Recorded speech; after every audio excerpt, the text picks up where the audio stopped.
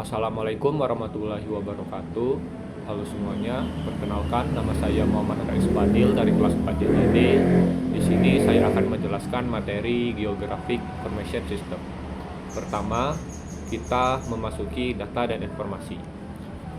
Data merupakan bahasa matematikal atau simbol-simbol pengganti lain yang telah disepakati secara umum dalam menggambarkan suatu objek, manusia, peristiwa, aktivitas, konsep, atau objek penting lainnya. Data juga merupakan raw fact atau suatu kenyataan apa adanya. Sedangkan informasi adalah data yang telah diolah menjadi sebuah bentuk yang berarti bagi penerimanya dan bermanfaat untuk pengambilan keputusan.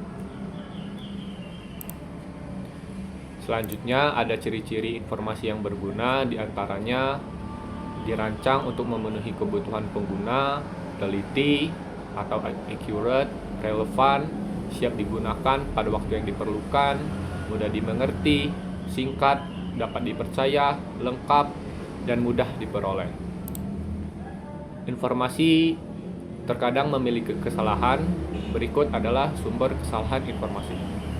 Metode pengukuran dan pengumpulan data yang salah, tidak mengikuti prosedur pengolahan yang benar, data hilang atau tidak terolah, kesalahan mencatat atau mengkoreksi data, kesalahan dalam prosedur pengolahan, kesalahan yang disengaja.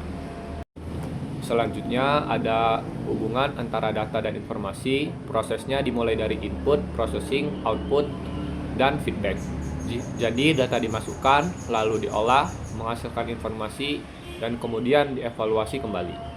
Di slide selanjutnya ada siklus data informasi. Proses ini tidak berhenti sekali saja tetapi berulang. Makanya disebut sebagai siklus. Informasi yang dihasilkan bisa menjadi data baru untuk proses berikutnya. Di slide selanjutnya ada Geographic data dan information. Geographic features are represented by two types of data. Di sini bisa kita lihat ada spatial data, spatial datanya jalan, dan atribut datanya ada nama jalan, alamat, ketinggiannya, arahnya kemana, itu adalah atribut data. Di slide selanjutnya ada gambar, bisa kita lihat ini gambar poligon. Ini adalah data spasialnya dan data atributnya bisa kita lihat di tabel ini. Areanya berapa dan digunakan untuk apa. Contohnya yang pertama ini areanya 25, 50 digunakan untuk hutan. Selanjutnya digunakan untuk hal-hal campuran, mungkin untuk hutan, kota, taman. Selanjutnya digunakan untuk coffee shop, dan di sebelah paling kanan di sini ada ownernya, lokal, PT Corp. Jadi bisa kita lihat dari data ini atributnya apa saja. Selanjutnya ada sistem. Salah satu cara para ilmuwan memahami dunia adalah reduksionisme, merinci fenomena ke dalam bagian-bagian pokoknya. Semua hal dikaitkan dengan semua hal lain. Suatu sistem terdiri dari bagian-bagian atau komponen elemen. Setiap bagian dapat merupakan sebuah sistem atau subsistem. Selanjutnya ada sistem informasi, adalah suatu sistem gabungan manusia, mesin yang terpadu untuk menyajikan informasi guna mendukung fungsi operasi, manajemen, dan pengambilan keputusan dalam organisasi. Sekumpulan komponen-komponen yang saling berhubungan dan bekerja sama untuk mengumpulkan, memproses, menyimpan, dan mendistribusikan informasi terkait untuk mendukung proses pengambilan keputusan, koordinasi, dan pengendalian. Di slide selanjutnya ada tujuan dan aktivitas sistem informasi. Tujuan sistem informasi ini adalah untuk menyediakan dan mensistematikan informasi dari seluruh kejadian atau kegiatan yang diperlukan untuk mengendalikan operasi suatu organisasi. Kegiatan yang dimaksud adalah mengambil, mengolah, menyimpan, dan menyampaikan informasi yang diperlukan di dalam mengoperasikan seluruh aktivitas organisasi yang bersangkutan.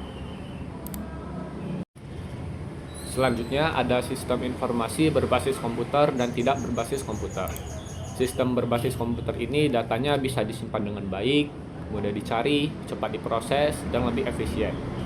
Hal ini sangat membantu dalam pengolahan data skala besar.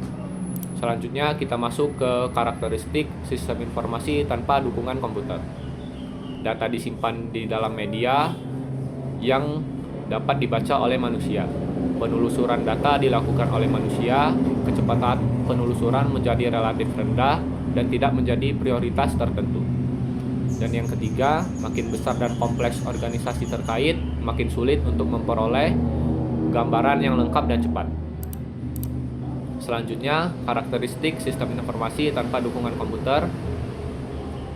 Ada juga kecepatan pengolahan data sangat ditentukan oleh kecepatan petugas terkait dalam menghitung, menyusun tabel laporan, dan menggandakan laporan. Selanjutnya, transmisi atau pengiriman data dan informasi.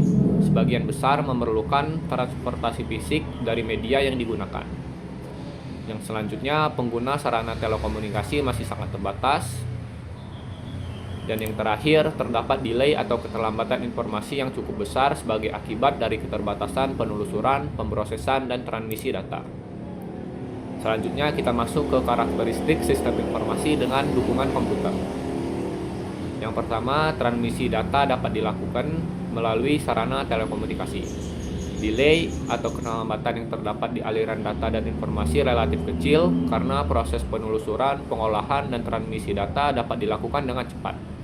Selanjutnya, lokasi-lokasi pengembangan dan pengoperasian sistem yang tersebar tidak menghalangi kemudahan dalam memonitor dan mengkoordinasikan segala aktivitas terkait.